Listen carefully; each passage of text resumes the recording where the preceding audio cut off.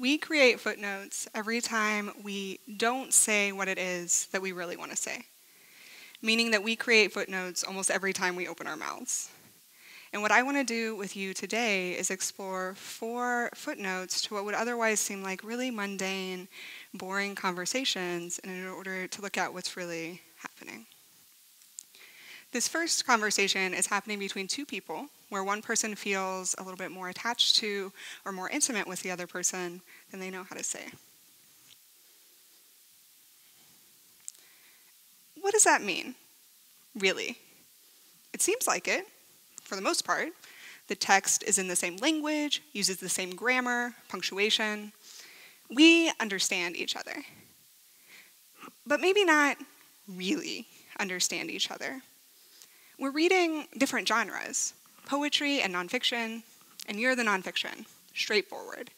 We understand each other in the all-important, artificial way. But I'm reading poetry, and on this page, I'm sort of crazy in love with you. Not in the head over heels, spun out, strung out, romantic kind of love, but the kind of love that Rumi had for Shams. But you're not reading poetry, so that metaphor will be lost on you. And saying something like that, saying you're crazy in love with someone, people who aren't poets, they don't do that. It's weird and kind of creepy and vulnerable, but I'm saying it. And all I'm really trying to say is, I want to be like you. There are pieces of yourself you have worked and cultivated for years, and they're the same pieces I've let wither and rot in my garden. And I didn't think they were possible to grow. But now I'm rethinking that. Rethinking how I interact with the world, rethinking how I'm in the world, because the way you're in it somehow seems better than the way I am. More whole. And I'm sort of crazy in love with the idea that I could be more like that and more like you. So I want to be you, but I don't want to be you. I think what I want is for you to be my muse. That's an even less appropriate thing to say, and that's something I really don't think you'd understand, and it's also still, it's not what I mean. I'm not trying to put you on a pedestal. I haven't put you on a pedestal. I'm just sort of crazy in love with you, but in a good way. Are you on that page?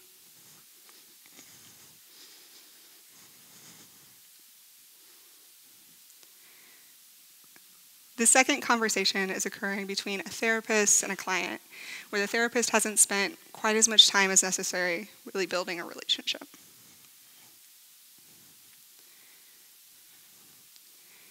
You've asked me to try this before, a few months ago, a few months before that.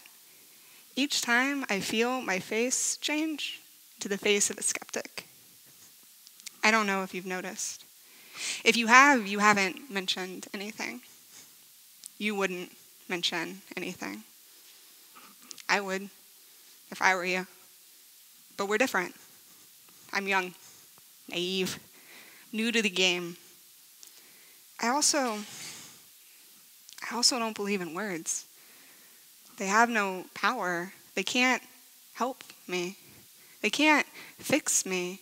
They're just simple linguistic devices, easily manipulated. Give me a topic and I'll argue it, make you believe it, make you believe I believe it. I can convince you that God is dead, that violence is the answer, that I love these sessions. None of it means shit. They're just tools. Tools I hang in the heavy belt around my waist. I know their limits. They can't help anything. They can't fix anything. They don't even mean anything. Not without a little emotion, a little conviction.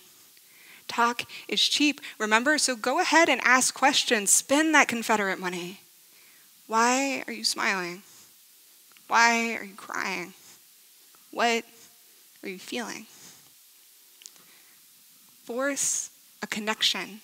Because a connection, it's heavier than troy ounces, fills the room, grabs people. It's worth its weight in gems. You cannot help me without a connection. I can sit here all day, catch your words, twist them, spin them, send them back, disguised as good ideas, as easy as playing catch in the schoolyard, but more meaningless. They don't mean anything. You want to help me? You want to touch me? Have to let me touch you first. Show a sliver of skin through that armor. That's a boundaries issue, maybe. That's too idealistic, maybe. That's the way change happens, maybe. If I had wanted to swap words all day, I would have studied to be a lawyer. If I wanted to learn new ways of saying the same thing, more accurate ways, I'd be speaking to my lawyer.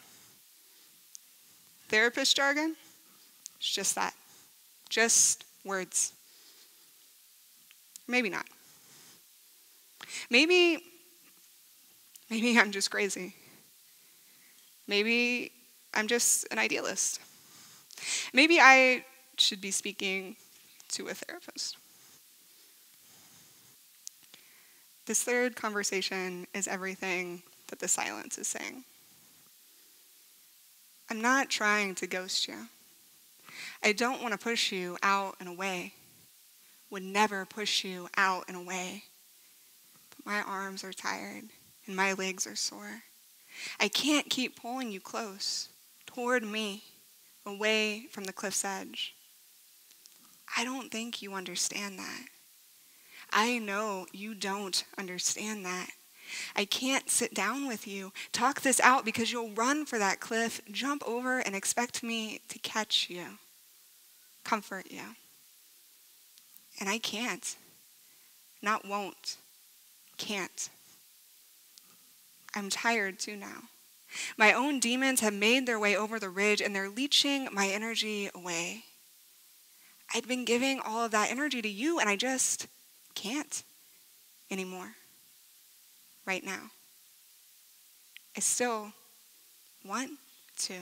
I still care about you. I still love you. But I can only handle one crisis at a time. And fair or not fair, right or wrong, I'm judging mine to be a little bit bigger than yours. A little more worthy of my attention this time. I need a break. Need you to lean on someone else for just a little while. But I can't tell you that. You won't understand that. So I don't know what else to do but leave your voicemails unopened, your texts unanswered. There's nothing else I can do.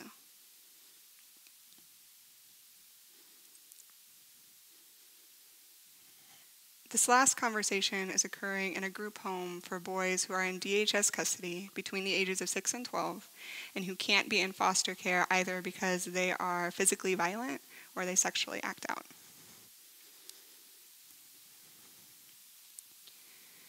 I have no idea what the hell I'm doing.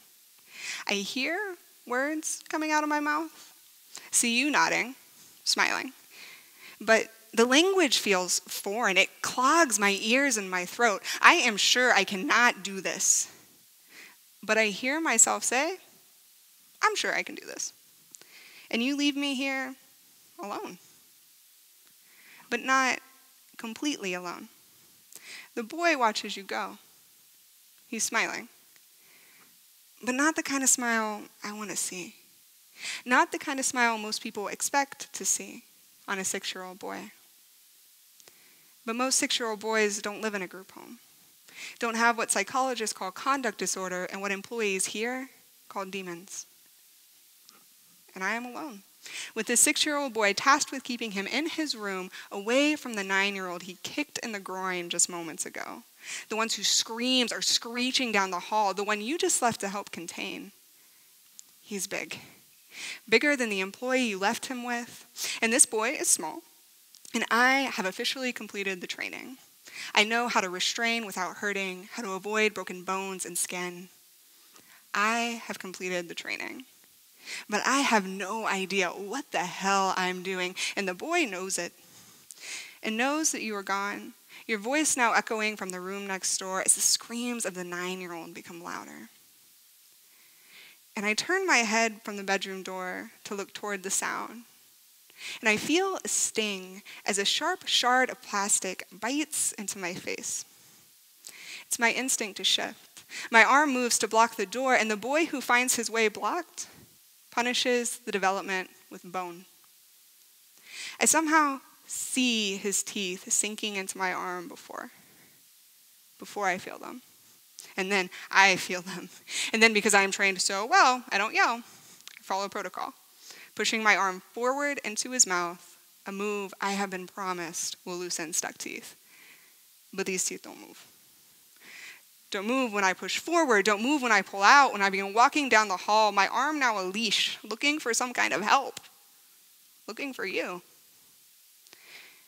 It's a few minutes before you see me, inspect the situation, and promise ice cream to the boy who finally lets go.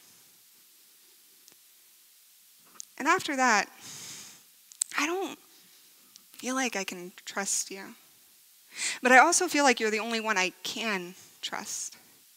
You're my shield from violence and the bringer of violence. And after that, I feel like I know a little of the hell I'm dealing with. And I'm not sure I want to anymore.